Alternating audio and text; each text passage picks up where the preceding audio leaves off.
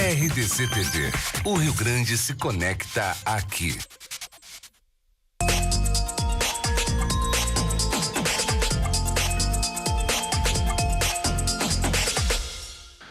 Olá, muito boa noite para você. No ar o programa Cruzando as Conversas, a sua companhia do final de noite de segunda a sábado aqui na RDC TV, discutindo os principais assuntos que são relevantes para os gaúchos e também para as gaúchas. E no programa de hoje, presídios sem guardas. Problemas de superlotação e violência pareciam distantes da realidade do sistema carcerário brasileiro. No entanto, existe um modelo que até mesmo a ONU afirma que é o único que deu certo no país. Associações de proteção e assistência aos condenados, os presos são responsáveis, vejam vocês, por cuidar do local e não há agentes penitenciários ou policiais militares, mas voluntários que não utilizam armas para impedir eventuais fugas ou brigas. E na capital, esse tipo de sistema prisional está prestes a ser ocupado e funcionará no local do Instituto Penal Pio Buch e abrigará até o final de 2018 100 presos previamente selecionados com a sentença decretada e familiares morando na região. No entanto, o modelo é polêmico e divide opiniões, principalmente no que diz respeito à sensação de liberdade e à falta de severidade com os presos, que no local são chamados de reeducandos. Para debater este tema, recebemos e agradecemos já a presença aqui no nosso estúdio do Procurador de Justiça Gilmar Bortolotto, da presidente da APAC Porto Alegre, especialista em Segurança Pública e Cidadania, Isabel Cristina Oliveira, do advogado especialista em Direito Penal e doutor em Sociologia, Dani Rudnick, e também do promotor de Justiça Manuel Prates Guimarães. E a sua participação é essencial no programa. Envie sua pergunta e sua dúvida por meio das nossas redes sociais. Não deixe de participar. O nosso WhatsApp é o 998159990. 998159990. Está aí já na sua tela. Bom, eu vou começar então aqui pela minha direita, como normalmente acontece, pelo procurador Gilmar Bortolotto, perguntando qual a sua opinião sobre esse novo sistema de carceragem. Muito boa noite. Boa noite. Primeiramente, queria cumprimentar os presentes, o doutor Manuel, colega do Ministério Público, doutor Dani Rudnick, que é uma pessoa que tem expressiva contribuição nessa área, a doutora Isabel, que é a presidente da APAC aqui de Porto Alegre, e o apresentador e os telespectadores. Esse tema, para mim, do sistema carcerário, ele tem um pouco mais de 20 anos. Em 1998, eu fui designado pelo Ministério Público aqui em Porto Alegre para fazer fiscalização de presídios, né? E passei 17 anos dentro de estabelecimentos, então aqui da região metropolitana. A tarefa ali era uma tarefa bastante difícil, né? Fiscalizar locais em que o serviço do Estado, talvez o sistema carcerário seja o local onde há maior atraso na prestação de serviço público, né? E com o tempo a gente vai entendendo, isso demora, o quanto essa defasagem, essa deficiência do sistema, ela impacta na segurança pública, né? Então, e também é muito difícil a gente expor essa realidade, porque é uma realidade que tem seguramente mais de 100 anos, que vem se agravando, né? E que nós precisamos lidar com ela de alguma maneira. Eu não tenho qualquer ilusão com relação à pena de prisão, e vou dizer em que aspecto, né? Eu acho que ela é necessária, né? Acho que não há como lidar com a criminalidade, especialmente a criminalidade violenta sem contenção, né? Acho que a impunidade é uma das causas do elevado índice de reincidência, do elevado índice de insegurança pública, acho isso, mas isso está longe de ser a única causa, claro, né? A preocupação que eu sempre tive enquanto perambulava ali pelos presídios e ouvindo muitos milhares de pessoas presos, familiares de presos, servidores, era como lidar com isso para diminuir o índice de reincidência. Aqui no Rio Grande do Sul, isso é dado oficial. Hoje, De cada 100 presos que passam pelos presídios, 70,1% vão retornar para lá. Isso é certo. Isso é medido na boca do caixa, né? Na porta dos presídios, né? Isso tem muitas razões. A opção pela vida no crime, ela é uma escolha que as pessoas fazem. O que está na base dessa escolha? Bom, isso aí nós podemos discutir, né? Tem muitos elementos que estão na base dessa decisão de partir para a vida, para a vida do crime. Que é o começo que aponta, né? Isso, que é onde exatamente. tudo começa. Aí, o que acontece? O sujeito entra para cumprir uma pena, né? Ele vai cumprir a pena numa situação que hoje é precária, com raras exceções. E essa precariedade está gerando o seguinte efeito, né? O crime organizado, as tão faladas facções, esse é um fenômeno que já existe há muito tempo e que foi se agudizando conforme foi entrando o ingrediente do tráfico, conforme a idade dos presos foi diminuindo e conforme a situação foi se agravando. As facções e o mercado do crime olha para as pessoas que estão ali e olha para o espaço prisional como um espaço onde ele pode recrutar mão de obra, né? E hoje o que nós temos é uma espécie de disputa que deveria estar sendo melhor travada entre o Estado, com as suas políticas, né, e o crime. Então, o sujeito que está num presídio ali, isso as pessoas que trabalham lá sabem, né, os próprios governos sabem, e qualquer pessoa que tiver contato com o presídio vai saber. Os presos que estão ali dentro, eles vão, de alguma maneira, sobrevivendo, e essa sobrevivência tem um custo dentro da cadeia, né? E esse custo ele vai pagar depois na rua. Então, uma grande parcela da reincidência, ela tem a ver com esse tipo de gestão. Para a gente deixar claro, o sujeito está dentro de um presídio e ele para sobreviver lá, ele gera uma troca de favores entre presos, alguns. E aí, em troca disso, quando ele sai, ele tem que cometer novos crimes. Não é que seja assim. Mas há uma espécie. O que esses grupos utilizam muito, né? Uma coisa que é muito comum para o ser humano. Eles criam ali pagando transporte para os familiares, pagando cesta básica, pagando a droga que o sujeito consome, fornecendo telefone para o sujeito falar. Eles geram uma espécie de gratidão.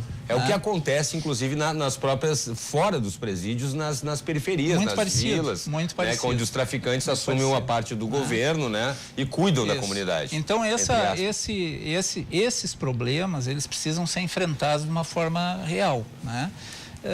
Bem, existem muitas maneiras de abordar isso e muitas soluções possíveis, né? Eu tive contato com essa sistemática das APACs, eu preciso fazer só algumas correções aqui na introdução do tema. Por favor. Eu tive contato com isso em 2012, pela mão de um colega que visitou uma APAC em Minas Gerais e me sugeriu que eu fosse ver. E eu fui lá. E a partir daí houve um contato e um intercâmbio, uma troca de informações, né? Nós estivemos muitas vezes em Minas Gerais, no Paraná, para conhecer a sistemática e tentamos trazê-la para o Rio Grande do Sul, né? Então houve uma série de negociações a partir do ano de final do ano de 2016 com o Estado do Rio Grande do Sul, e isso ensejou a assinatura de um convênio entre o Ministério Público, Poder Judiciário e o Estado do Rio Grande do Sul, que é um guarda-chuva para a implementação do sistema aqui. Esse sistema ele não visa rivalizar com o sistema convencional, não tem nada a ver com isso. Minas Gerais, onde as APACs já se transformaram em política pública, Minas Gerais tem mais de 70 mil presos, né? As APACs lá têm mais de 20 anos. E não chega a 5% o número de presos em 40 municípios em APACs. A APAC não é um presídio sem guarda, né? É um presídio, é uma cadeia onde os presos que estão no fechado, eles estão em celas e existem pessoas que são contratadas e que vão gerir o dia a dia ali, né?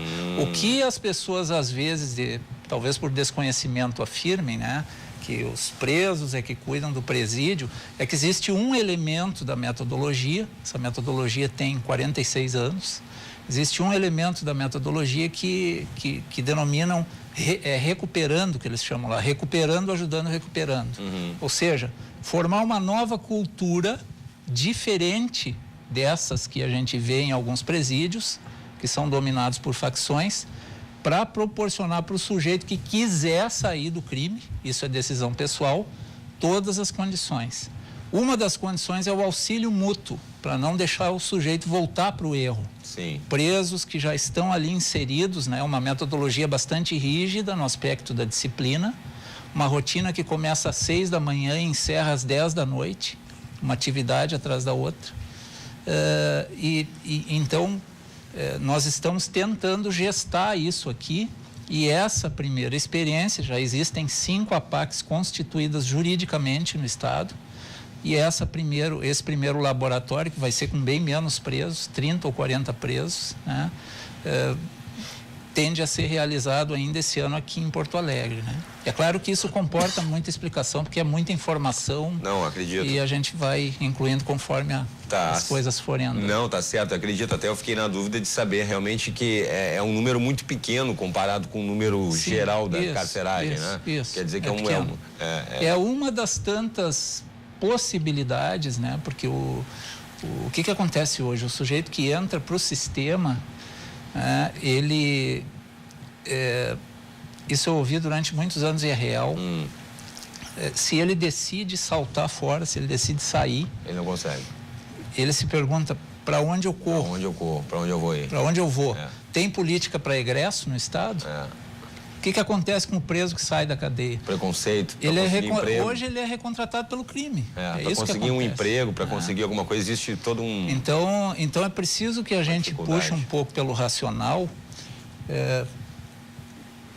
para tentar entender que ou nós damos conta, por exemplo, de uma parcela desses egressos, ou eles vão nos agredir de novo. Porque a tendência é que o sujeito seja recebido pelo crime. Porque ele não tem realmente opções reais de se afastar do crime. São propostas, essa não é a única, né? Mas é uma parte pequena, que tenta mostrar, olha, dá para fazer alguma coisa, né? Não é solução para tudo, claro que não. Sim, até a dimensão é muito pequena. A dimensão é pequena. Conversar então com a presidente da APAC de Porto Alegre, especialista em segurança pública e cidadania, Isabel Cristina Oliveira. Muito boa noite. Qual a sua opinião que está à frente das APACs sobre esse sistema? Boa noite. Boa noite. Gostaria de saudar todos que estão aqui presentes, o promotor, o professor, o doutor Dani Rodinick, a ti, Cláudio, o doutor Bortolotto. Falar da APAC realmente nos dá sempre muito entusiasmo, né? Para quem conhece o sistema comum, o sistema penitenciário que funciona no Brasil, com raras exceções, a gente, quando entra numa APAC, como foi o caso da nossa visita, que estivemos lá em abril desse ano, nós quase não acreditamos que realmente aquilo parece um sonho estar lá dentro. Nós tivemos a possibilidade, num grupo grande de voluntários da APAC, de ficar 4 dias dormindo dentro do presídio APAC de Itaúna. Eu e mais a vice-presidente da APAC de Canoas, mais o assessor do Legislativo e uma das nossas associadas. E a gente percebe que as pessoas lá são tratadas realmente com respeito e carinho. Também participamos de um evento numa cidade de Minas, que é o evento voltado aos presidentes. E a primeira fala que me marcou muito nesse evento foi de um juiz da execução criminal de Minas, que ele disse, começou a palestra dele dizendo: não existe cumprimento da lei de execução penal sem APAC. Então, assim, nós estamos... A APAC está há 46 anos em atividade. E a APAC está há 46 anos seguindo o que diz a LEP. A lei de execução penal, ela instrui exatamente como as pessoas devem tratar os apenados, né? Como deve ser a recepção dessa pessoa, como deve ser o tratamento, quais os subsídios que ele recebe, acesso ao trabalho, acesso ao estudo. Tudo isso tem dentro da APAC. E isso nos motiva a seguir lutando por essa obra, né? Também existe uma fala dos juízes lá de Minas, né, que já aplicam essa metodologia há muitos anos, no sentido de que o juiz, quando ele aplica a sua sentença, ele tem tranquilidade quando ele sabe que aquele apenado vai para dentro da PAC, que ele vai ser tratado, e toda a tentativa de ressocialização, a gente ainda fala nisso, de reeducação, né? Ela vai ser aplicada para aquela pessoa, né? Então, como o doutor Bortolotto falou, essa pessoa precisa manifestar a vontade de ir para a PAC, ela precisa manifestar concordância com o termo, né, que nós apresentamos para ele quando ele manifesta essa vontade de ir para a PAC. Então, ele tem que concordar, na verdade, que ele pode cumprir aquele sistema todo, né? A gente costuma dizer que é puxado, é duro esse trabalho todo para uma pessoa que, por exemplo, sai de um sistema comum onde ele passa praticamente o dia todo dentro de uma cela dormindo, né? Deitado. Isso é bastante complicado, né? O ócio que se desenvolve dentro de um presídio convencional realmente não é nada perto de um sistema que possa, que a pessoa possa realmente voltar a uma vida normal, né? Ficar o tempo inteiro não só deitado, dormindo dentro de uma cela, mas também à mercê de outros criminosos, né? Todo mundo sabe sobre a escola do crime. O sujeito entra lá, batedor de carteira, e sai especialista em assaltar bancos, tráfico de drogas e tal. É o legítimo crime organizado. É triste, é muito triste que o Estado tenha tenha perdido a organização, e os criminosos, a sociedade, os criminosos organizados tenham conseguido se organizar de uma maneira. Olha, eu não vou dizer, a gente no jornalismo costuma dizer que não existe crime ousado, né? Foi a ousadia dos bandidos, porque realmente seria um elogio ao sistema de roubo e assaltos que se implementa principalmente aqui no estado de uns anos para cá. Mas, de fato, o crime organizado realmente existe, e de uma maneira fantástica. Fantástica. Com cadernos, com anotações, com nomes, com valores, com datas, com planos, com regras, com metas, como se fosse uma empresa normal e que funciona muito bem, infelizmente. E o Estado fica olhando isso de uma maneira inerte, né? Na PAC, as pessoas entram conscientes de que, então, elas terão toda essa trajetória de crescimento dentro da PAC. Dentro da PAC, né? claro. Como o doutor disse, acordam às 6 e vão dormir às 22 horas, né? Algumas pessoas não aguentam, né? Algumas pessoas, a gente sabe... Pedem para voltar. Pedem para voltar. Olha só, pedem para voltar. Nós tivemos já aqui no Rio Grande do Sul, no final do ano passado, um ex-recuperando, que hoje ele é instrutor, ele é coordenador da implantação das APACs, e ele disse, presidenta Isabel, a senhora vai ver em algum momento pessoas chegando aqui implorando para a senhora, familiares de preso implorando, em que pese não seja o local para que se decida se uma pessoa vai ou não para a PAC, né? Porque quem decide são os juízes, com auxílio da SUSEP e também do Ministério Público. Ele disse para nós, a senhora vai ver aqui, presidente Isabel, pessoas chegando de joelho, familiares chegando de joelho, pelo amor de Deus, tira o meu filho daquele sistema, tira o meu filho daquele presídio. Ele está sofrendo, ele tem que pagar pena, mas ele está pagando uma pena muito maior do que ele merece. Pois é. A gente tem a questão, e a gente tem a questão dos tipos de crimes também, né? São vários, tem que ser, cada caso é um caso, não se pode, né? Bem diferente. Isso influencia bastante na questão da recuperação desse detento de acordo com o tipo de crime que ele cometeu, né? É como foi dito aqui, né?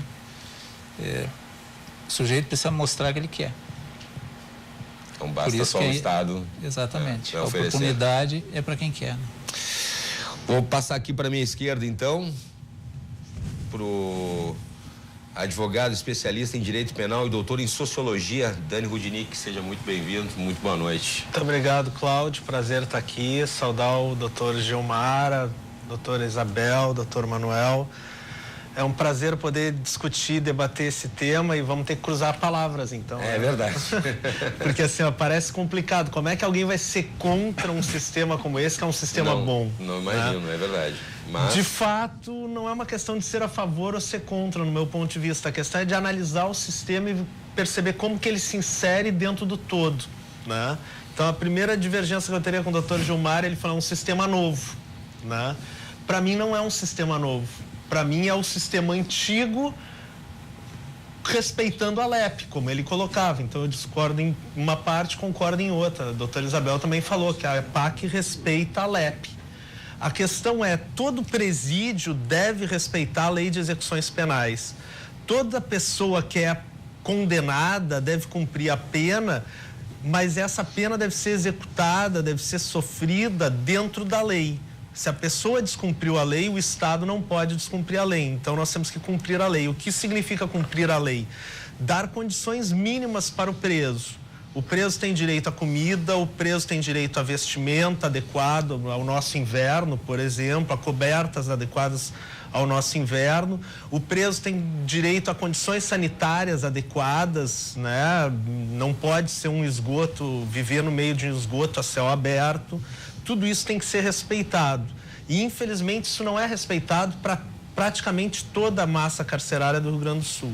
São raras as instituições que têm razoáveis condições no Estado. Sem falar na questão da superlotação, que ela, por si só, vai ser um grande problema que vai acabar com as boas ou as mínimas condições de vida dentro de um presídio. Não pode 6, 8, 10, por vezes 50 pessoas viverem dentro de um espaço que não é adequado a essa quantidade de pessoas. A APAC surge com uma ideia de resolver esses problemas e, de fato, ela resolve. Por quê? Porque ela não aceita a superlotação. A APAC se torna uma ilha dentro do sistema. E a minha crítica à APAC é isso, é que ela se torna uma exceção à regra. A partir do momento em que se instaura uma APAC perfeita, nós temos dois sistemas. Um sistema que é o paraíso, por assim dizer, o outro sistema que é o inferno.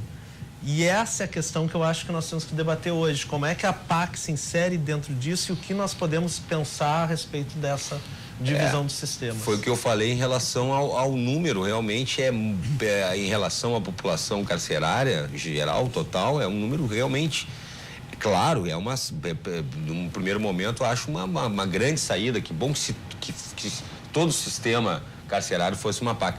E acho que não, por ser pequeno não deva ser desprezado, mas realmente perto de um todo é praticamente uma iniciativa heróica, assim, que até que ponto vai resolver. Nós temos aí, se não me engano, a terceira maior população carcerária do mundo, né? No país, no Brasil, e a gente tem aqui no Rio Grande do Sul nosso presídio central, que agora é o... Cadeia pública. Cadeia pública agora, que já foi interditado. Eu perdi as contas como jornalistas, as instituições, até a ONU já interditou, a OAB, todo mundo já interditou aquele presídio ali. E outra questão também é por que é uma batata quente para os prefeitos, para o Poder Executivo construir um presídio. A gente tem o de Canoas ali também, que é outra novela ali que não termina nunca.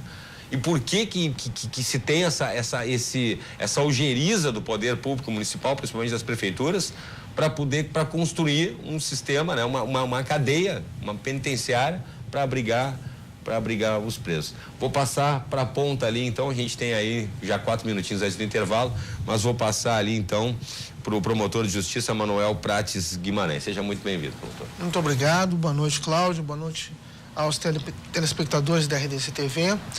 Também cumprimentando o doutor Gilmar Bortolotto, doutor Isabel, doutor Daniel Rudnick. Um prazer estar aqui. Eu trago a minha reflexão, ela é também procurando trazer as APACs dentro do conjunto. Em primeiro lugar, eu considero muito louvável que pessoas da sociedade civil se formem associações para amparar detentos e ex-detentos na busca da reintegração social. Esse é um trabalho extremamente louvável cujos méritos, assim, eu não cessaria de exaltar. A questão, para mim, é a questão de como isso se insere dentro do poder público. Não há dúvida de que existe um percentual, um perfil de presos e apenados a quem a APAC faz muito bem e reinsere muito bem na sociedade. Ponto. Mas então, diante disso, eu tenho duas observações. A primeira é que certamente esse é um número muito pequeno, não só os que a APAC efetivamente vai atender aqui mas dentro do sistema carcerário, dentro do sistema penitenciário, aqueles cujo perfil se beneficiaria realmente de uma APAC. Porque, ao passo que nós temos pessoas que realmente querem se recuperar dentro do sistema, nós temos aqueles que optaram por fazer parte da vida criminosa, optaram por o seu anseio de vida crescer na organização criminosa e, dentro disso, dominar outros presos, dominar, às vezes, oprimir aqueles que querem se recuperar mesmo. Então, existe todo um perfil muito grande que precisa de um outro tipo de tratamento. E o segundo questionamento, o Estado, enquanto Estado, qual é a postura dele diante dessa necessidade? Porque é muito bom todo o trabalho de amparo que é feito. Agora, também nós não podemos criar, o Daniel disse criar uma ilha ali, nós não podemos buscar um super investimento em um percentual muito pequeno de apenados e permanecer deixando a grande massa carcerária numa sistemática de dominação do crime em que o Estado já se fez ausente, em que nós temos armas de fogo entrando, em que nós temos celulares entrando, não só celulares entrando, mas crimes sendo determinados de dentro do estabelecimento prisional para fora, e os crimes são filmados para serem transmitidos para aquele que deu a ordem, para a comprovação do seu cumprimento. Né? Então, isso me parece que, para esses apenados que estão na PAC, é um grande benefício. Agora, toda a sociedade precisa ser beneficiada daquele que for ser a política de segurança pública e de sistema carcerário do Estado, que precisa ver toda a sociedade. E a sociedade precisa que o Estado volte a tomar conta das galerias, que as galerias deixem de ser controladas pelas organizações criminosas e que, então, retomado pelo Estado, esse poder deles seja diminuído. Isso para todos os apenados e para toda a sociedade que está fora dos presídios e precisa de que o Estado volte a controlar a isso. E não haverá essa retomada sem investimento, Cláudio, e vou dizer desde o começo, me parece que nós precisamos de um grande investimento em segurança pública e no sistema carcerário, porque Canoas, eu não tenho dúvida, não se instaurou plenamente ainda pela falta de servidores. E lá na Vara Regional de Novo Hamburgo, onde eu trabalho, nós temos 8 estabelecimentos prisionais, há uma promessa do governo de se construir mais um até o final do ano, com mais 620 vagas no regime fechado, que é muito bom para nós, desafogaria, estão todas as delegacias lotadas de presos, e a gente não tem dúvida da capacidade do Estado da construção do presídio, mas a gente tem dúvida da capacidade de nomeação de servidores para atender isso. Esse é sempre o grande temor e a grande necessidade. Mas este é um investimento que precisa ser feito. O Estado retomar todos os estabelecimentos prisionais como espaços em que a lei que vigora é a lei decidida pelo Congresso Nacional, votado pelos cidadãos, e não a lei de uma organização criminosa, de uma facção que impõe essa lei meramente pela força. Concordo. A gente vai fazer um rápido intervalinho aqui no Cruzando as Conversas. Já estou recebendo aqui perguntas pelo WhatsApp. Na sequência, a gente abre o programa, então, já esclarecendo algumas dúvidas do pessoal aí de casa, certo? A gente volta em instantes, então. Não sai daí.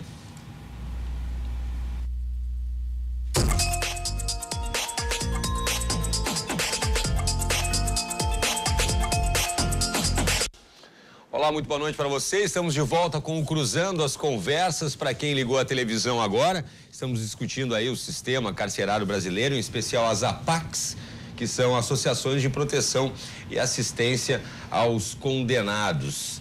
E comigo aqui para debater o assunto, o Procurador de Justiça Gilmar Bortolotto, a presidente da PAC de Porto Alegre, especialista em segurança pública e cidadania, Isabel Cristina Oliveira, do advogado especialista em direito penal e doutor em sociologia, Dani Rudnick, e também do promotor de justiça, Manuel Prates Guimarães, e da sua participação aí de casa através do 99-815-9990. E já tem aqui perguntas dos nossos telespectadores através do nosso WhatsApp.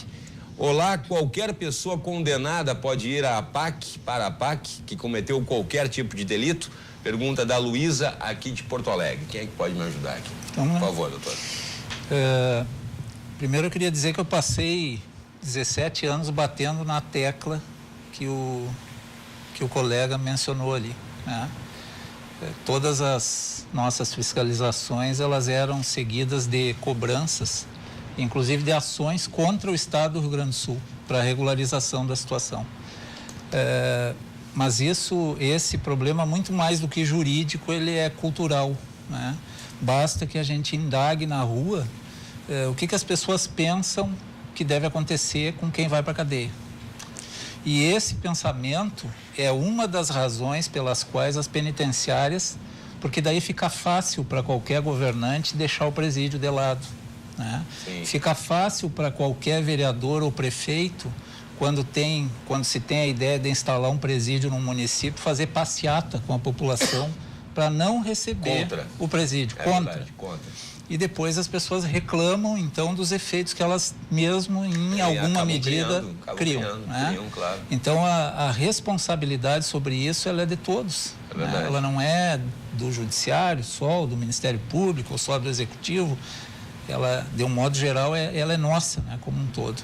Com relação a um segundo tema aqui que é importante, a APAC, onde ela virou política pública, então uma coisa não prejudica a outra. O sistema convencional, sim, deve ser recuperado, né? O Estado é que tem que dizer o que deve ser executado ali dentro e não o contrário, que em grande medida acontece hoje. Essa experiência de Canoas foi uma tentativa, né? Quando se foi ocupar as penitenciárias, os módulos de Canoas, nós criamos um grupo de trabalho envolvendo várias pessoas para tentar evitar a entrada das facções na penitenciária de Canoas. Porque os primeiros que se ofereceram para ir para lá foram os presos das facções. Meu Deus, claro. Porque eles querem o território. Claro. Eles querem olha a organização que esse dado é importantíssimo. Os primeiros que se ofereceram. Não coincidentemente, casualmente, pessoas que organizaram do crime organizado, né? Diretamente ligados ao crime organizado. Bom, mas respondendo, os critérios... A APAC, ela se insere, onde ela virou política pública, dentro da estrutura do Estado. Então, em Minas Gerais, a APAC está inserida dentro do sistema administrado pela Secretaria da Administração Penitenciária. Existe um núcleo que coordena a gestão da parceria entre o Estado e as APACs. Está dentro da sistemática do Estado, né?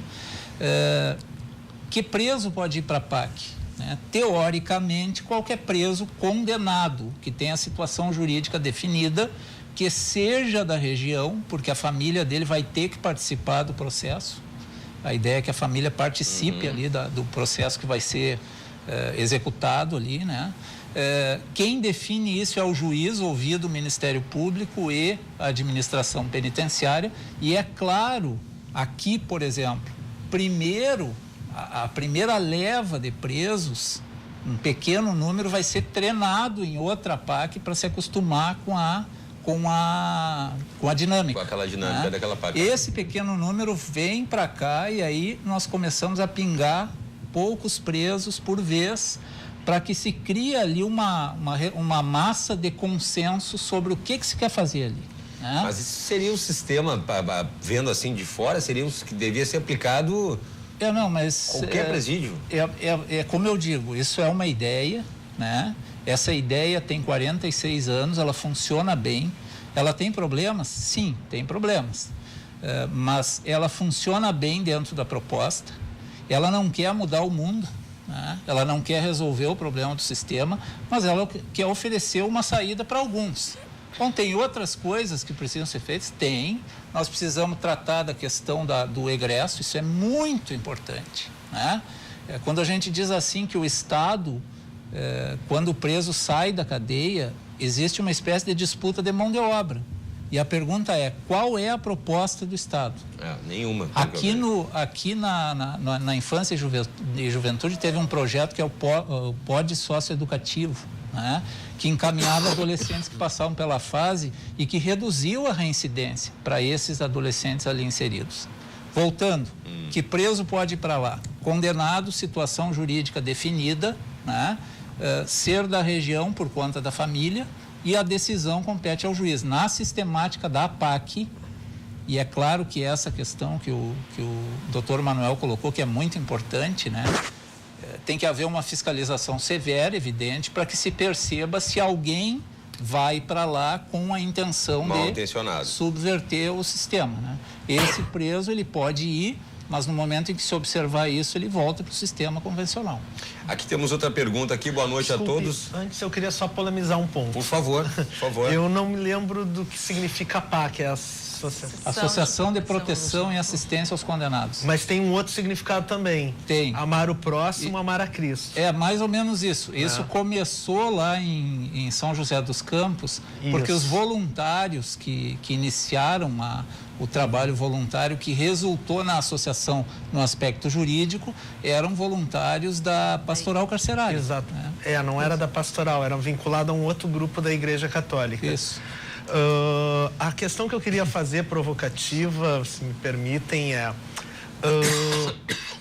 existe também um dia que é a jornada com Cristo nas APACs. Não é um dia, isso é um elemento do método, né, que é realizado durante alguns dias num ano. Exatamente. Né? Isso. E daí a minha provocação e se eu não sou cristão, e se eu não tenho caráter religioso, se eu não quero religião, eu posso ir para a PAC? Pode ir para a PAC. Mas não tem um horário do dia que eu tenho que necessariamente ir para a reza, para a oração? Não, tem, o que tem assim, o preso, nós temos lá toda a dinâmica diária ali, a rotina diária, né, gravada em vídeos, né? Então, o preso acorda às 6, ele faz a limpeza das coisas dele, da cela, da roupa, etc. Vai para o café e depois vai para as oficinas. Existem oficinas lá de trabalho, de estudo, de reflexão, enfim, os debates que acontecem ali dentro que são da dinâmica, né?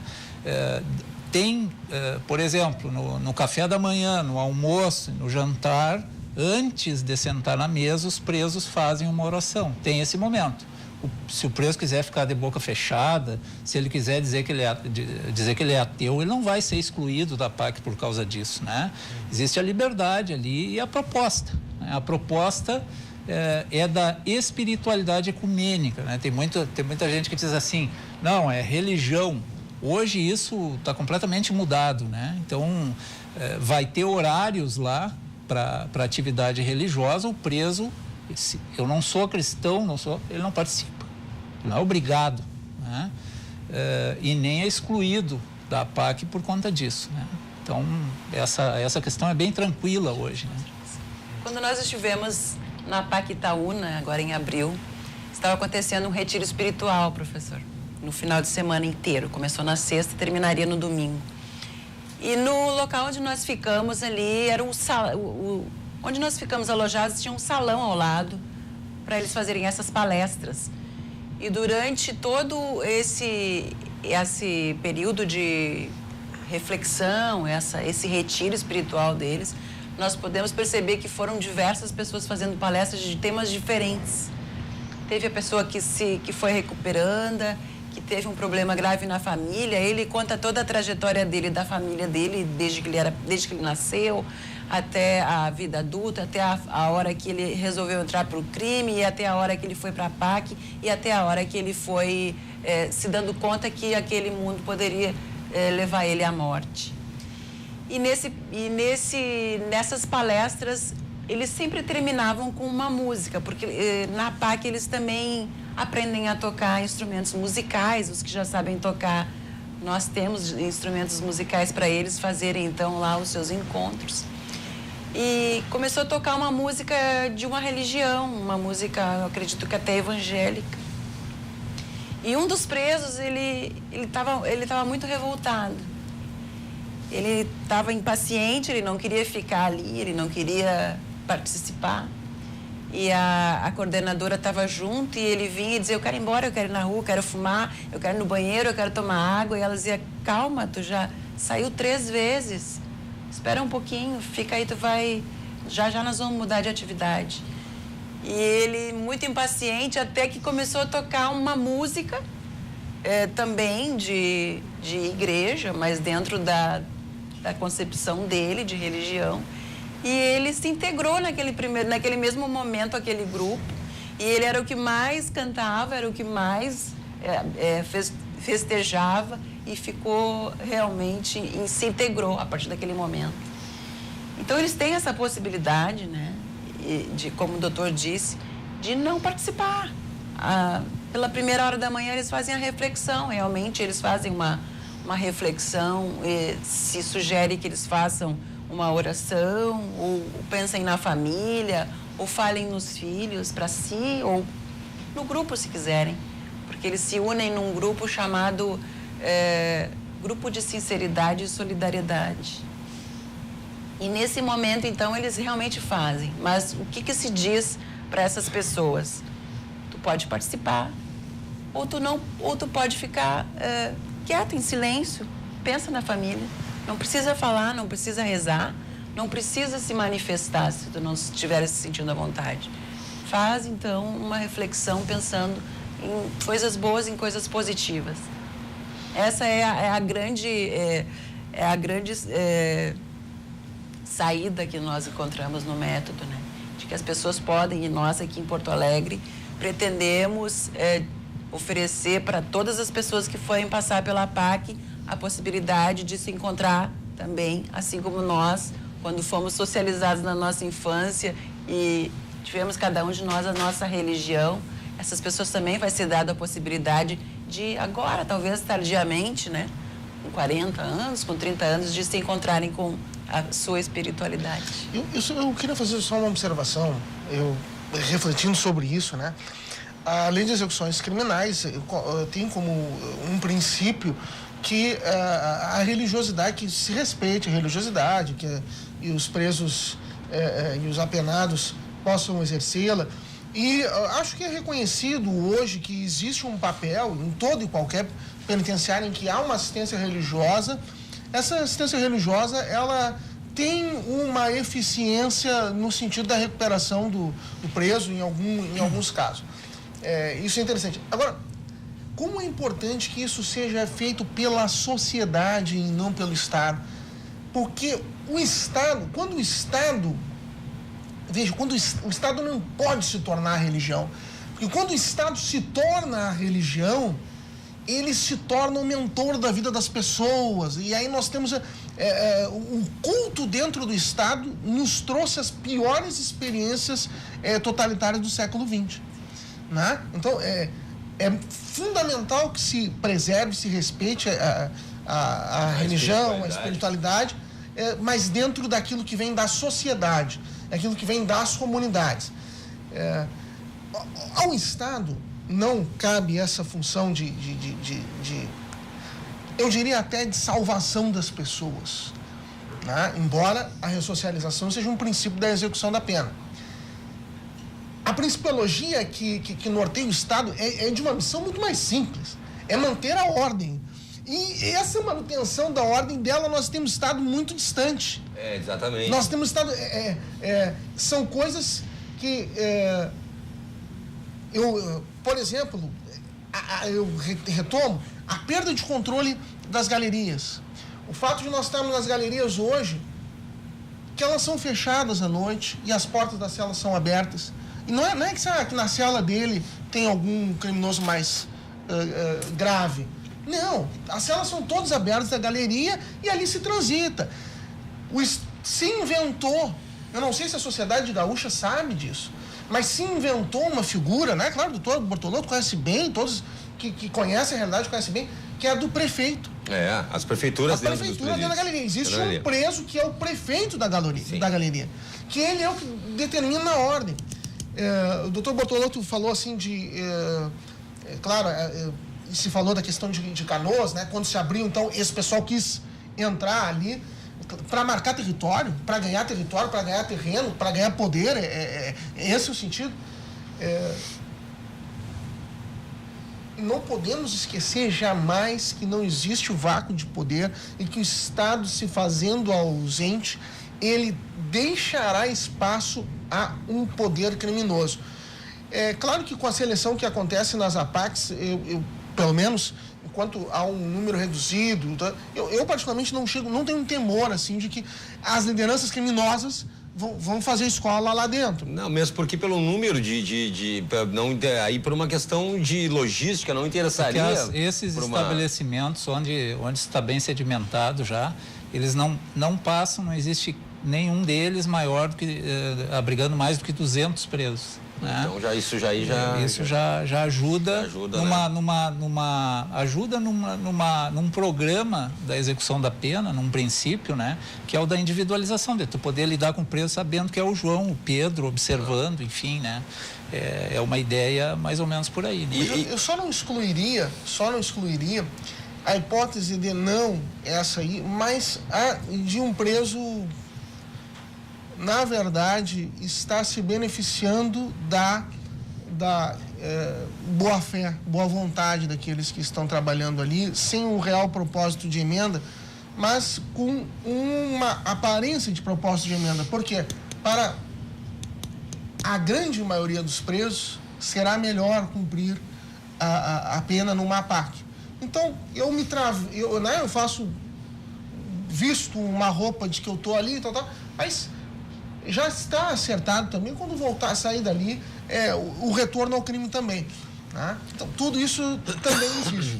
São cuidados que nós temos que ter. E dentro da linha geral da importância da retomada do Estado, da parte que é a sua função. O doutor frisou bem, né? É claro que quando a gente lida com o ambiente carcerário, nós não estamos falando propriamente em freiras, né?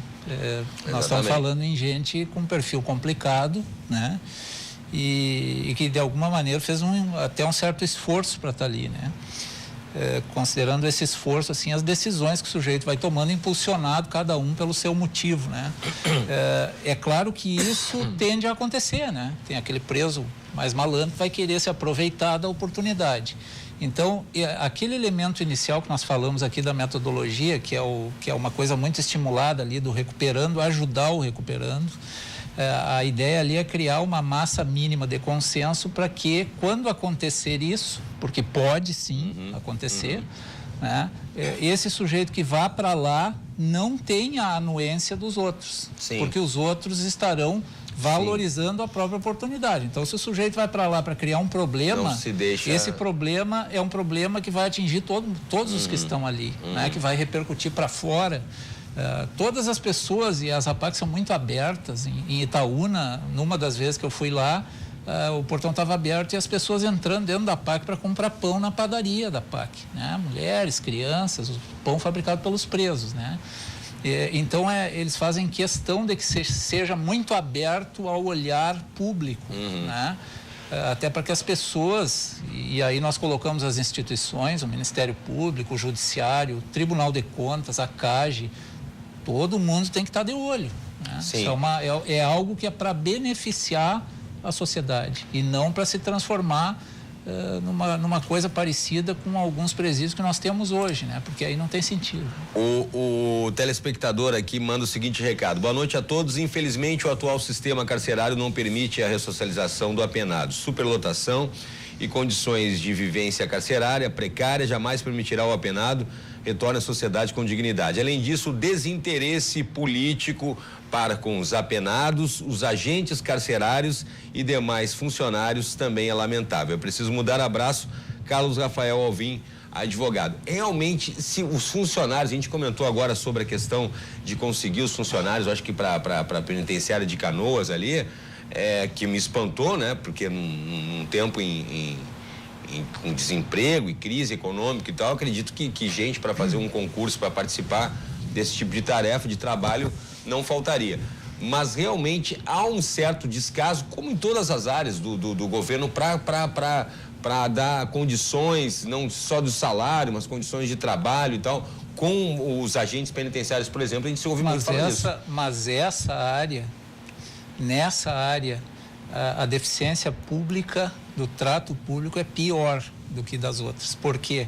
Porque essa área, o impacto é silencioso. As pessoas não veem quem está passando na rua. Se tem alguém assaltando na rua, as pessoas enxergam. Sim. Né? Se tem alguém mandando cometer um crime de dentro do presídio, as pessoas não enxergam. Ninguém vê. Por falta de servidores, por estrutura do sistema, né? E uma coisa que esse telespectador frisou aí, que é muito importante que a gente tenha em conta, os servidores experimentam a mesmíssima realidade. Se o preso cumpre pena com esgoto caindo na cabeça em alguns estabelecimentos, a gente entra lá para fazer inspeção e tem um policial militar, um agente penitenciário, com o braço enfiado dentro do mesmo esgoto procurando o celular. Né? Então, existe histórico de funcionários que se contaminam, tuberculose, sarna, etc., né? Condições... Ele vive aquilo ali também. Ele vive aquilo ali também. Né? Né? Então, isso impacta para todo mundo. Né? É verdade. Cláudio, se me permite, assim, uma reflexão, mas assim, em todas as áreas em que o Estado pode estar presente, em que ele deve estar presente, que ele pode estar presente, me parece que a segurança pública em geral e o sistema carcerário dentro dela tem uma diferença fundamental que não pode ser ignorada. Por exemplo, dentro de cada seara, quando se trata de serviço público e privado, a natureza do serviço é a mesma. Mesmo, por exemplo, saúde pública e saúde privada, o que você vai fazer? Tratar do doente. Educação pública e privada. A educação. Na segurança pública é diverso. Por quê? Porque a segurança pública, o que faz? Vai garantir a aplicação da lei que é votada democraticamente num determinado estado. E a segurança privada vai defender fulano, beltrano, aquela empresa. Então, a segurança pública é a grande garantia de democracia. De que o direito que vale é aquele direito em que nós escolhemos. Então, E nós sentimos isso na pele. Nós sentimos essa falta na pele. Quando o Estado não está presente, como não tem estado presente, o Estado brasileiro em geral, os Estados membros, os municípios, na União, na segurança pública, tanto para prevenir o crime como para reprimi-lo, né? As escolas de segurança pública, né, e teoria econômica do crime, se fala da ameaça crível.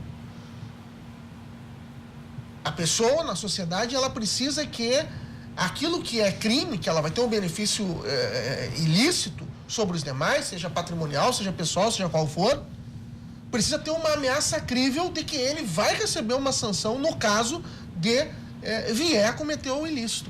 E hoje isso está ausente da nossa sociedade, está ausente. A questão da impunidade. Da impunidade, da falta de segurança, nós temos uma realidade, foi feito um levantamento pelo Conselho Nacional de Justiça, que mais de 90% dos crimes do país, não é que eles não são punidos no final, é que não se chega a se imputar uma autoria a alguém, conclui o inquérito policial inconclusivo. Aí a gente vai pegar todo o sistema também no dia a dia. Eu tenho amigos meus da polícia, tenho amigos meus advogados, tenho amigos meus da Brigada Militar. Aí a gente vai pegar também toda uma estrutura de como é deficiente, assim, a questão das provas, a questão da apresentação numa delegacia, a questão do que eu já vi fazendo matérias, o preso sair antes da Brigada Militar terminar a papelada. E aí a gente vê, se você é assaltado hoje, por exemplo, sem querer generalizar, nossa Polícia Civil, mas se você não tem mais delegacias abertas para poder... E o sujeito diz, roubaram o seu celular, o senhor se machucou? Não. O que aconteceu? Foi agredido? Não. Não, roubaram meu carro, meu celular. Então o senhor nem se preocupe, que isso aí nós estamos aqui, abarrotado aqui de sistema. O cidadão não sente. O bandido preso vai dentro, porque ele já conhece, ele já tem uma escola de direito penal, ele vai dentro do camburão já falando pro brigadiano, eu vou sair. Deixa eu puxar porque eu tô no artigo tal, não sei das quantas, papapá, e eu sei que eu vou chegar lá e não vai ter como. O pessoal tá pedindo para fazer um intervalinho ali. Então tá, vamos fazer um rápido intervalo. Na sequência eu vou pedir daí pra gente retomar esse assunto aqui, porque ainda tem um bloco inteiro pra você, não sai daí.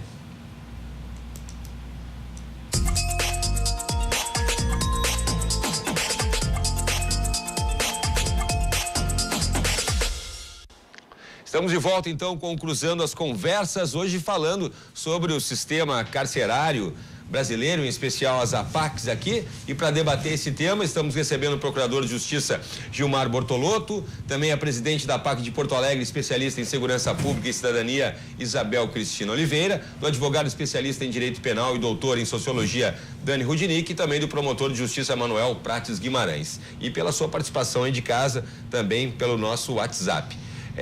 Doutor, estava fazendo uma consideração no último bloco ali, por favor. Não, eu estava fazendo, mas puxando, estava falando da questão da impunidade, puxando a brasa lá para o meu assado da Regional de Novo Hamburgo.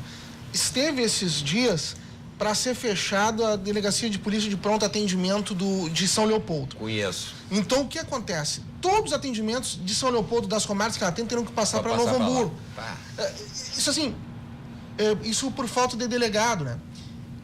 Aí a gente pensa assim, mas o custo que ia ser ter para o Estado, deslocamento, e os servidores de São Leopoldo vão ter que ser transportados durante a ocorrência para lá, fizeram toda uma logística.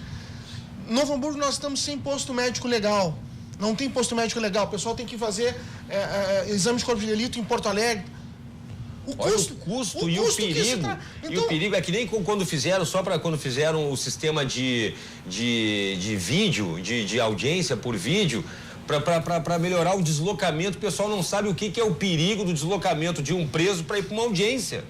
O que envolve segurança, o que envolve os agentes penitenciários e o que é o risco de que muitas vezes esse preso é resgatado durante esse transporte para ir numa audiência. Aí fizeram as videoconferências lá, que eu achei, eu não sei como é que anda ainda, mas que eu achei assim, a tecnologia a serviço da sociedade e da segurança pública. Infelizmente ainda é pouco, né? Pois uma realidade bem pequena. Mas aí no intervalo o doutor Bortolotto fez uma colocação de uma experiência dele, né, no estabelecimento prisional. Eu também tive algumas de fiscalização. E a sociedade não tem ideia de o quão se está realmente à mercê das organizações criminosas dentro dos estabelecimentos prisionais. Enquanto eu estou nesse papel de fiscalização, o Gilmar tem bem mais tempo que eu, mas já vi presos ter a ordem que ele está num semiaberto e ele vai ter que voltar para fechado, porque cometeu uma falta grave, ou então veio uma nova condenação.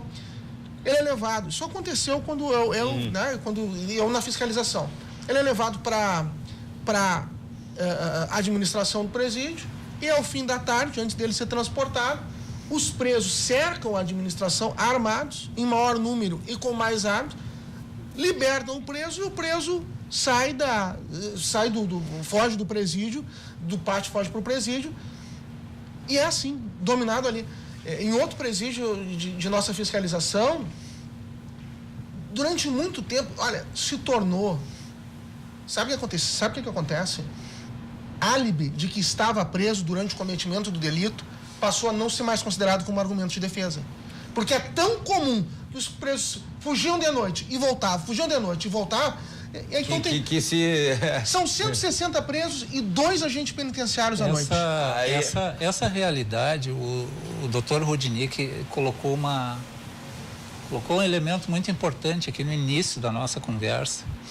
E o problema é que quando a gente lida com esses temas, né, que convocam muito a emoção, sistema carcerário, crime, etc., a tendência é as pessoas irem pela via da emoção e deixarem a racionalidade de lado, né? Então a gente não pode mais falar assim em cumprimento da lei até um pedaço, né? Então, nós vamos cumprindo a lei até a porta do presídio. Chegou na porta do presídio, cessa o cumprimento da lei. Aí pode ter superlotação, porque o problema das facções existiria mesmo que o presídio estivesse em condição. Sim, o senhor falava isso. Só que num presídio fora das condições, esse problema se agudiza. E aí nós passamos a falar num território de capacitação. É por isso que esses grupos querem o espaço. Não, inclusive que se ouve muito falar da população, o senhor comentava isso antes, que a população em geral justamente diz que o presídio tem que ser um lugar ruim para o preso não querer ir. Só que a lógica do preso não é essa. Só que não é. O preso diz o seguinte, como disseram para mim inúmeras vezes, alguns presos, né? Sim, porque existem, claro. são matizes, né? Sim. Tem diferenças enormes, né? Se eu tivesse medo de arma, eu não ia estar aqui dentro. Né? Então, claro, a gente tem que considerar essas coisas até quando fala no sistema como esse da PAC. Né? Eu não tenho ilusão com relação a esses problemas que eventualmente possam ser enfrentados. Né? Mas mesmo assim, todas essas políticas de criar rede para acolhimento de egresso, o que nós estamos fazendo quando a gente consegue trazer um egresso para o lado de cá? É uma arma menos para apontar para mim. Mas é exatamente em suma isso. É Em isso. suma é E a isso. sociedade, um fato é o seguinte: presídio em piores condições, presídio com superlotação, não está punindo o preso, está punindo a sociedade, porque está fortalecendo a organização criminosa. Exatamente Isso é fato. Isso é inegável. Achar que, não, o preço está lá, deixa ele no superlotado, a cela é para 25, mas tem 45, o preço está se prejudicando? Sim, ele está se prejudicando, mas é a sociedade, porque lá a organização criminosa está sendo fortalecida, e lá há o descontrole do Estado e há a proliferação de arma, de droga, etc, etc, etc. Agora, pasme, quantas vezes a gente vai atender um preso e ele quer sair do presídio que está, que é mais tranquilo, para ir para essa realidade? Porque o que ele está pensando é em crescer na facção. Então a gente vê muito essa realidade. Muito essa realidade. Os presídios, meu pequeno universo de presídios que eu fiscalizo, evidentemente, tem situações díspares. Quanto à organização do presídio, quanto ao controle pelo Estado. Então, sempre é um escândalo quando eu ouço alguém pedir para ir para aquele presídio que tem uma situação mais gravosa. Porque daí ele sabe que lá tem um controle do crime maior. Essa realidade, esses dias nós fomos numa penitenciária com alguns colegas juntos, né? E aí fizemos uma caminhada por lá e tal. E então, pelo tempo que eu permaneci ali, tem figuras ali que sempre estiveram ali. Sim. Né? E provavelmente passaram a vida inteira. E aí eu chamei um desses sujeitos e, olha, tem umas pessoas aí que conhecem pouco, eu queria que tu, né, só aqui entre esse grupo, tu desse a realidade. Uhum. Né? E aí os colegas puderam perguntar, claro que ele, sem citar nomes, claro, né, explicou. Uhum. Né? Explicou. E num determinado momento eu perguntei para ele, está aqui, ele está lá há mais de 20 anos esse preso, né? Explicou toda essa questão dos grupos, das facções, né? Que ele falava porque o pessoal paga até a cesta básica. Na verdade era ele que pagava, claro, né? Claro. Ele não ia dizer isso. Claro. E aí eu perguntei para ele, mas vamos dizer que hoje, né? Tu quisesse passar para o outro lado. Fosse libertado hoje e dissesse, larguei. O crime. Larguei. Né? Conseguiria? Ele disse o que a gente ouviu muitas vezes, né? Primeiro, como? O que eu recebi até hoje, eu recebi do crime. Como que eu vou sair daqui? E me sustentar, as pessoas vão me ligar, vão me pedir para guardar arma. Eu vou dizer, drogas, não. Então, não. Depois eu vou ser preso de novo, eu vou vir para cá. Quem é que vai me ajudar? O senhor vai me ajudar? Então, eu volto numa questão que eu acho bem importante, né? Na verdade, nós não sabemos, porque ainda não temos um sistema um pouco mais completo, nós não sabemos quanto dessa gente que está nas cadeias poderia ter uma decisão diferente da que vem tendo hoje, porque hoje a via é uma. Sim. Né? A via, como o doutor Manuel bem disse ali, a via mais comum é o sujeito querer crescer no crime. Claro. Porque o que ele tem à disposição é o crime. É verdade.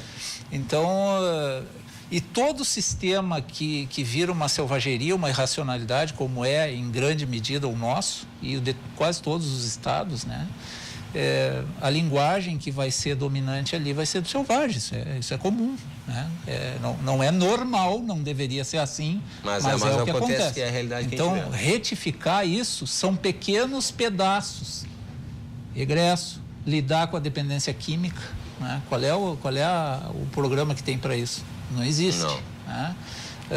Lidar com a ocupação racional das penitenciárias novas, não deixar o espaço ser dominado, né? Manter a ocupação do velho sistema, contendo na medida do possível, mas jamais permitir que isso que as novas passem para os novos estabelecimentos. Passe para as novas, né? Isso já seria parece caro manter uma penitenciária nova, mas se nós considerarmos o prejuízo que a gente experimenta todos os dias, é barato esse investimento, vale a pena fazer. Nós temos alguns mistérios, por exemplo, a questão das armas, dos celulares, a gente sabe como entram ali, até com drones, os caras já botaram para dentro de presídio. Eu batia muito nisso, na época que trabalhava especialmente com jornalismo policial, a questão dos bloqueadores de sinal de celular dentro de presídios. Eu vou falar isso agora aqui de novo. Você vai para Imbé, ali no litoral norte, você não consegue sinal ali perto da parte norte de Imbé, com praticamente nenhuma operadora. Agora, dentro dos presídios não falta sinal de telefone e celular nunca. Eu não entendo o porquê e a dificuldade, conheço o aparelho, não é caro, já foram oferecidas parcerias público e privadas para colocar esse aparelho bloqueador. E não se tem como fazer isso, não conheço nenhum presídio que tenha problema com sinal de celular. Agora, aqui fora eu conheço lugares que o celular não pega. Cláudio, aí eu queria fazer uma observação. Eu queria saber que mistérios são esses. A questão para mim não é um mistério. Eu acabei de publicar um artigo com o Matheus Weck sobre a questão da comunicação do preso. Preso não escreve mais carta. Ninguém escreve mais carta. Verdade. Quem de nós escreveu uma carta nos últimos 6 meses? Qual telespectador? Ninguém. Eu sou a favor do direito do preso usar ou celular ou, melhor, até um fixo dentro do presídio, porque ele precisa se comunicar com a família. E esse é um dos princípios da APAC, a participação da família no processo de ressocialização. É importante que o preso tenha um direito de comunicação com a família. E 99,9% da comunicação do preso com o mundo exterior é para fins lícitos. Perfeito, doutor. Então nós teremos que ter uma forma de controle. Exatamente. Claro. A liberação é com monitoramento. Essa de mandar o vídeo também, de mandar para comprovar a realização do crime, que hoje em dia você pode fazer pelo aparelho celular, você pode fazer vídeo chamadas ali para a execução de um sujeito, para um assalto a banco, uma coisa, manda direto para saber que o assalto foi feito, que o crime, que aquela pessoa foi executada e tal. Quer dizer, isso não pode existir. Acho que o consenso aqui, né, apesar das pequenas divergências, o consenso aqui é que nós precisamos nos convencer de uma vez por toda que é mais barato cumprir a lei, inclusive dentro da cadeia. Dentro do sistema. E isso passa também por um esforço de racionalidade da sociedade como um todo, né? Sim. Que as pessoas não caiam mais nessa conversa fiada, assim, de que presídio tem que ser ruim, porque lá o preso daí não vai... Que daí não quer ir, esse é um discurso fácil e que produz um dano terrível, muito grande. Terrível. E assim, só para... É evidente, hoje se precisa de um grande investimento, hoje se precisa de mais vagas, precisa de vagas boas para acabar com a superlotação. Não quer dizer que essa população carcerária que precisa aumentar um pouco, ou pelo menos as vagas precisam aumentar, isso se vai manter. Ao contrário, se você fizer uma boa execução criminal, se a ameaça crível for se efetivar, se houver um trabalho correto na execução criminal, em algum tempo esse investimento ele pode voltar. Vai caindo a reincidência. Agora, num primeiro momento, nós precisamos... Eu concordo. Nós precisamos atender. A experiência de Canoas confirma isso. A penitenciária 1 de Canoas, ela foi ocupada de uma maneira racional, né? Houve uma seleção de presos para que se impedisse esse problema das facções lá. E se tentou colocar os meios lá, né, os servidores e todas as atividades que razoáveis assim para o cumprimento da pena, né? Medido esse retorno, isso que a gente chama de modo grosseiro de reincidência carcerária, que é o retorno do preso que já passou pelo presídio, que hoje é 70,1% aqui no estado. Que é um número lamentável. Lá foi 19%. Já teve um resultado. Esses são demonstrativos de que quando a gente coloca a linguagem da civilização, começam a surgir alternativas que não são só as do crime. Sim, claro. É uma situação muito curiosa que, inclusive, eu já experimentei estando com o Dr. Bortolotto aqui no centro de Porto Alegre. Que nós estávamos conversando ali na frente do Palacinho do Ministério Público e um rapaz chegou e disse, doutor Sidney, confundiu o doutor Gilmar com o doutor Sidney Brususka. Eu tenho uma pena que o senhor poderia olhar para mim... o meu prazo já expirou e eu tô com a tornozeleira, eu queria tirar essa tornozeleira, eu queria saber se o senhor me ajuda nisso. O doutor Bortolotto, obviamente, pegou, anotou o nome dele, perguntou se ele tinha o número do protocolo, do processo dele e ficou com aquela anotação para verificar. E também o doutor Bortolotto um dia me contou assim, eu não posso andar no centro, na Rua da Praia, sem ficar dando oi para um e para outro, porque as pessoas que estavam lá dentro do presídio estão circulando no calçadão e me reconhecem e vêm me dar oi. Por que eu estou dizendo isso? Porque as pessoas que estão dentro do presídio hoje, amanhã elas vão estar no centro de Porto Alegre. Se elas são maltratadas dentro do presídio hoje, por que elas não nos maltratariam amanhã?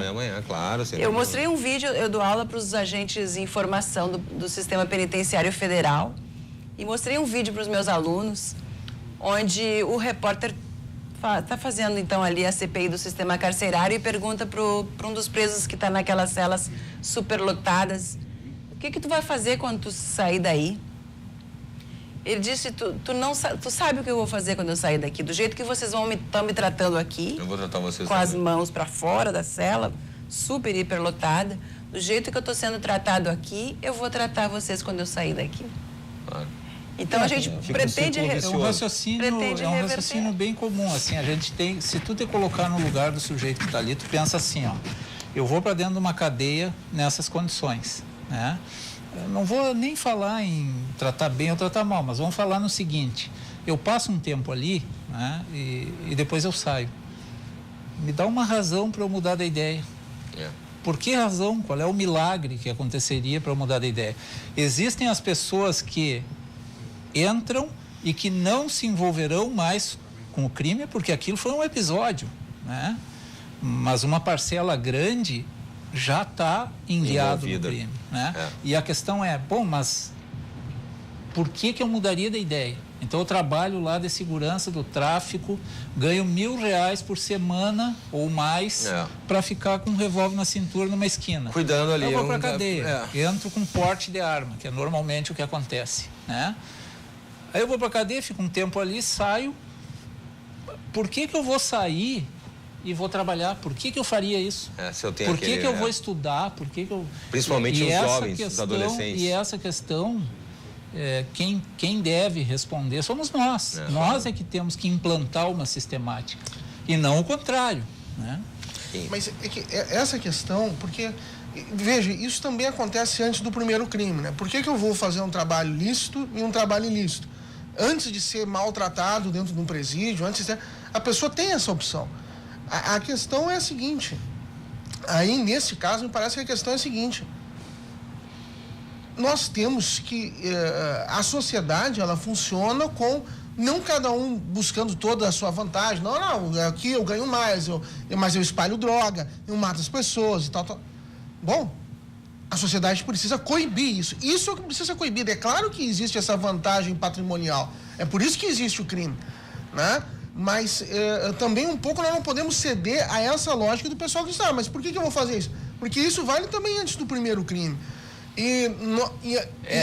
Isso nós nunca vamos vencer. Não. Nós nunca vamos dar trabalho lícito que ganhe mais que o que se ganha no tráfico. Isso não vai existir. Ou as pessoas têm por uma formação moral, por uma formação religiosa, por uma formação cultural. E pela ameaça crível. Não, eu vou, ainda que eu ganhe mais no crime, eu vou manter um trabalho lícito, né? Ou então a pessoa vai sofrer as consequências. O detalhe é que hoje nós não oferecemos nem para quem quer. Aquele, a gente vê, por exemplo, já cobri também. Nós estamos falando aqui num projeto que é um projeto para quem quer. Né? Porque ninguém pode ajudar quem não quer. A gente vê, por exemplo, pessoas sendo assaltadas na parada de ônibus, trabalhadores, 6 da manhã, 5 da manhã, com o celular surrado, que a pessoa está indo trabalhar às 6 da manhã para ganhar um salário miserável e assaltado por um outro sujeito. E aí pergunta, por que aquela pessoa está ali naquela parada de ônibus para ganhar um salário miserável, que vai ficar a vida inteira provavelmente ganhando aquele salário miserável, naquela condição, naquela chuva, naquele frio, e não está do outro lado com a arma na mão apontando para o cidadão, assaltando o cidadão? Mas aí... Por que ele optou para que aquela criança, aquela adolescente optou pelo trabalho? Esse é o grande desafio, né? E essa é a pauta da racionalidade, a gente tentar... Para a gente conseguir fazer um programa para o sistema carcerário, nós temos que tentar não confrontar essas realidades que são diferentes. Né? Ali tu tem uma pessoa que decidiu ganhar a vida, honestamente, apesar de passar muita, trabalho, às vezes, privação e esforço, né? E tu tem uma outra pessoa que decidiu o contrário, né? Só que para diminuir reincidência, tu tem que ter um programa para o encrencado também. Com certeza, né? Com certeza. Então, às vezes a gente compara essas coisas e a gente se deixa levar pela emoção, né? Aquela história do bandido e do cidadão de bem, que pode até existir, né? Mas para quem vai pensar em política pública, a gente precisa separar essas coisas, né? Senão tu não consegue programar nada. Com certeza. E nós temos também a questão da impunidade que a gente falou no início do programa aqui, que realmente nós temos leis, por exemplo, a questão do bom comportamento e do sujeito poder sair. Eu acho um bom comportamento, qualquer cidadão tem que ter um bom comportamento. Eu acho que não é, se o sujeito eu tenho desde o colégio, eu tinha que ter um bom comportamento, meu bairro tem que ter um bom comportamento. Mas do jeito que o sistema funciona, quem menos incomoda é o mais perigoso. Quem menos incomoda é o mais perigoso. Porque o mais perigoso terceiriza o incômodo. Isso ele faz. Ele terceiriza o incômodo. E o preso... O dono da coisa não precisa sujar a mão. O preso aprende rapidamente, né? Uma boa parte dos presos aprende rapidamente a vestir a máscara que tu quiser que ele use. Então ele vai o que ele quer? Ele quer sair dali, né? Então o que ele vai fazer? Ele vai fazer aquilo que tu quiser que ele faça, né? Bom, mas aí como é que eu vou descobrir que ele está fazendo alguma coisa que é uma distorção e que é o que eu quero que ele faça? Aí é que entra uma lógica diferente na execução, né? Que é a gente ter programas que induzam a reflexão, né? Enquanto o sujeito está privado de liberdade. Que é o para que ele entenda o seguinte: bom, o que eu ganhei até agora com o crime? E a gente sabe que o destino de todos esses, inclusive os que comandam facções, principalmente, é a morte. Só estão vivos porque estão presos. Fora do sistema é muito difícil durar, né? O destino é a morte. Agora o sujeito acha, ou melhor, tem certeza que com ele não vai acontecer isso. Isso acontece com os outros. Né? E ele já teve irmão executado, já teve parentes esquartejados, já teve... Né? Mas ele acha, não, comigo não vai acontecer. Né? Então, tentar fazer também, né, com que o sujeito entenda aqueles com que for possível fazer, com que eles entendam, né? E daí esses programas de inserção da família, etc. Né? Porque o preso vai para a cadeia e a mulher dele cumpre pena junto. A mãe cumpre pena junto. Pai é difícil ver em presídio, né? Mas as mulheres são as que acompanham. Né? Então, se o cara fica 20 anos ali, a mulher fica 20 anos na fila do presídio. Né? E ele nem nota que isso aí está acontecendo. Né? Não é comigo. Uma consideração aqui do nosso telespectador: em tempo conheço, acompanho de perto o valoroso trabalho da Brigada Militar sob condições lamentáveis pela ausência do investimento do Estado no Presídio Central. Faço questão de agradecer e louvar o grande desafio dos brigadianos que realizam todos os dias, inclusive de forma desviada, de sua principal missão, estar nas ruas atuando na segurança. No nome do diretor-geral, Coronel Carlos Magno, parabéns e obrigado pelo programa. A questão também da falta de agentes também, com cuidado pela Brigada Militar, que também que é outro problema seríssimo. E, inclusive, já estamos quase terminando o programa, que a gente comentou aqui, o doutor comentou sobre a questão das delegacias estarem com presos. A gente teve a situação no ano passado ali de presos acorrentados às viaturas da polícia, da Brigada Militar. Então, aí a gente vai pegar um outro problema também de falta de estrutura, que eu queria comentar também sobre a questão do investimento do Estado na questão das escolas públicas, as opções para os jovens, nas periferias e tudo mais também, para atacar o problema lá do início, né? E não só no final. Da questão da reincidência também, que a gente já vê, como eu falei ali, a gente já vê pessoas com 2, 3, 4, 5, 10, 12, eu já vi um com 18 passagens pela polícia solto. O que o sujeito tem que fazer para ser preso? É complicado. Infelizmente o programa está chegando no final. Eu gostaria rapidamente de considerações finais, começando com o senhor, doutor, por favor. Então, fiz as minhas colocações, né? Acho que a APAC é uma boa solução para algum perfil, mas nós temos que pensar no Estado. Eu vou falar um outro assunto que nós não falamos hoje, mas eu preciso falar aqui. Nós tivemos há poucas semanas atrás uma grande polêmica no Estado com a renovação dos pedidos de manutenção dos presos de alta periculosidade em presídios em regime disciplinar diferenciado em outros estados. Quase que não conseguimos a renovação, está ameaçada essa renovação. Daqui a um ano nós vamos ter essa temática de novo. A probabilidade do judiciário não mandar para outros estados cresce a cada ano. Qual é a atitude que a sociedade e o governo gaúcho vão tomar com relação a isso? Porque é o caso mais extremo, mais grave, e vou dizer assim, se nós tivermos aqui um regime disciplinar diferenciado no estado do Rio Grande do Sul, pode ter certeza que vai ter salve geral, vai ter determinação de dentro dos presídios para queimar ônibus, vai ter... Agora, nós como sociedade gaúcha, o governo que vai se eleger, o que se quer? Segurança pública ou se manter deixando na mão das organizações criminosas? Por favor, doutor. A discussão é muito complexa e agora nós entramos numa outra seara. Eu acho que a segurança pública tem que ter como fundamento o regime democrático, o Estado democrático de direito. Esse tem que ser o nosso guia, esse tem que ser a nossa perspectiva, e dentro do tema específico que nós estamos trabalhando, a ideia para mim é os presídios, todos os presídios devem respeitar a LEP e a Constituição, devem oferecer as garantias mínimas de dignidade humana para o cidadão que está preso. Por favor. Bem, eu tenho a dizer que eu tenho acompanhado há alguns anos já projetos sociais que envolvem o trabalho com adolescentes em estados de vulnerabilidade e realmente, como alguém aqui colocou, esse é o nosso caminho para conseguirmos eliminar essa criminalidade crescente no Brasil. Atacar o problema lá na periferia, lá no jovem, naquele que está com grande possibilidade de seguir no crime. Gostaria também de acrescentar que nós estamos com um evento, nosso grande evento, o segundo encontro das APACs gaúchas, onde vamos estar aqui na tarde de quarta-feira, a partir das 14 horas, no Fórum Central Novo, no auditório. Então, num grande debate, vamos falar sobre justiça restaurativa, vamos falar sobre as facções, com o Dr. Sidney Brususca e a doutora Sonali. Vamos falar também sobre as APACs de Minas Gerais, a situação das APACs no Rio Grande do Sul, com os convidados, então, que vêm de Minas, um promotor e um juiz. Nós vamos estar colocando, já ouvindo eles, sobre essa questão que lá em Minas Gerais está super desenvolvida. Convido a todos, por favor, participem. Doutor. Bom, queria agradecer pela oportunidade, né? Acho que foi bem produtivo o nosso debate aqui.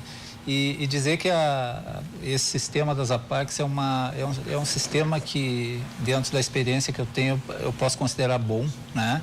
Ele é um pequeno pedaço que auxilia, mas é claro que está longe de ser uma solução para todo o sistema, né? O sistema precisa ser colocado em ordem e, como disse tanto o doutor Manuel quanto o doutor Rudnick, nós precisamos fazer um esforço muito grande para que a execução da pena seja realizada de forma legal e civilizada. Não interessa se é na PAC ou se é no sistema, esse é um desafio da civilização, esse é um desafio da sociedade como um todo e das instituições, né?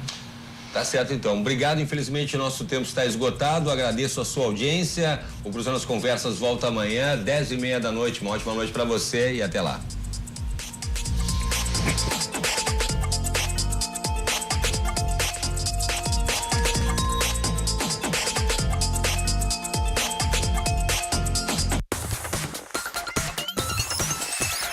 RDC TV. O Rio Grande se conecta aqui.